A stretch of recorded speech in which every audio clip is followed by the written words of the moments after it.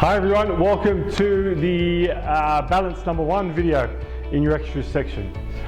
Usually a pretty hot topic in this gym here, particularly with the over 50s, over 60s. And look, it's just one of those things, if you don't work at it, then it's very hard to maintain.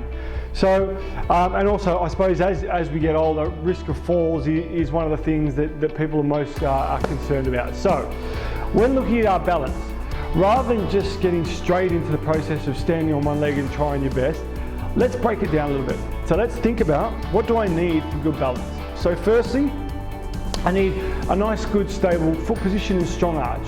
So I want you to think of the foot as a tripod, where you've got, so first metatarsal, fifth metatarsal, calcaneus, those are your 3 contact points with the floor. Then we go into a process called grounding, where I want you to visualize sort of tree roots, your leg is a tree, and tree roots coming through the foot into the floor. So really connect with the ground. As we always do with our single leg work or even our squat work, we should get a bit of activation up around the hip. So start to squeeze that glute, tuck it under a little bit, slight external rotation of the knee. And so before you even take this leg off, let's feel that nice strong structure from below the hip. Then, as I take my other foot up, we're going to be like this. Tighten up around the midsection. So tighten up your core and hold. And if you need to, just tap the foot down in front as you adjust. Do that. Now, the difference is, so now all of a sudden, whatever movements my arms make up here, they have to be filtered down through this strong structure, nice stable hips, nice strong leg, ankle position. If I don't think about that and that's all loose, then I'm sort of just relying on my joints and ligaments to take it all without any sort of muscular support. So I visualize one of those, outside the used car sale places, those big inflatable things that go like that. That's what I sort of visualize when I think of trying to balance without that stability. Now, a couple of exercises to challenge your balance.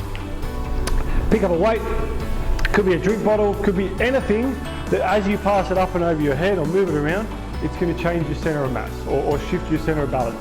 And it doesn't have to be very heavy at all. So, let's set up, left foot down, right leg up, see if you can bring it up to hip height. And then from there, get set, and then slowly move the weight.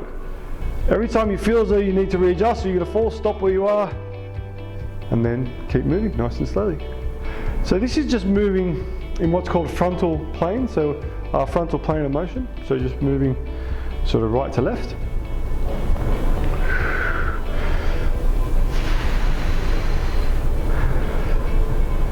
Do a few on the other leg.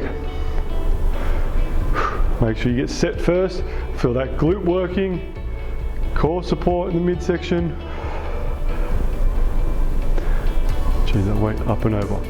Now if you need, you can put that foot down slightly. You've still got most of your weight on that back leg, so it's still working all those balance, or the sort of muscles responsible for balance, but we're just giving a bit of support. Okay, frontal plane, sagittal plane. So forward and back, up and down. I'm going to put the weight in front of my right hand, and here I'm just going to externally rotate that shoulder as we normally do, and we're going to go through a single leg hinge. So I start by pushing my right foot back, left leg's doing the balance work. Now I'm working forward and back on that one leg. If you can, see if you can keep this leg in the air. Same again, back, forward. Leg goes back, leg comes forward, or the other way around if you want. You can go chest goes forward, chest goes back. Just making sure, we'll just look to this camera here, that we move the leg first and then the chest, as opposed to this sort of thing happening. So that's nice stable structure. As we move, change side. You can put this arm out for a bit of support if you need. Make small adjustments. Just feel those ankles working pretty hard. Visualize that nice strong arch in the foot. We just go one more here. All right. Frontal plane, sagittal plane. Now let's challenge our balance through our transverse plane, which is a bit of rotation. So I've got a band I've just hooked up here, and I've just got one handle Just slide it up a bit. I've just got one handle wrapped around and one in my hand. So what I'm going to do is, if I've just got one arm on that band, obviously it wants to pull me into a bit of rotation.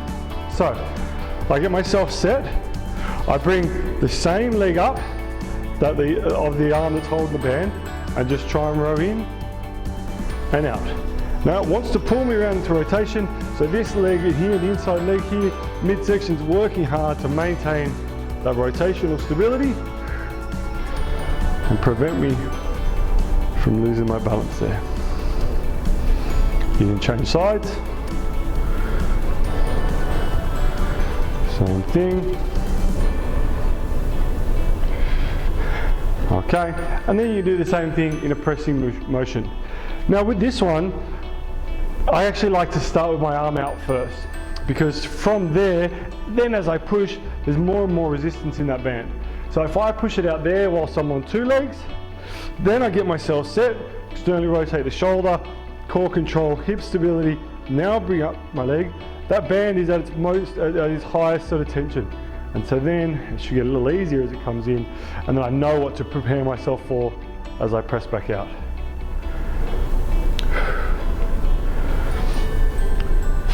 Then you do a few on the other side. Get your balance, so set first, in, out.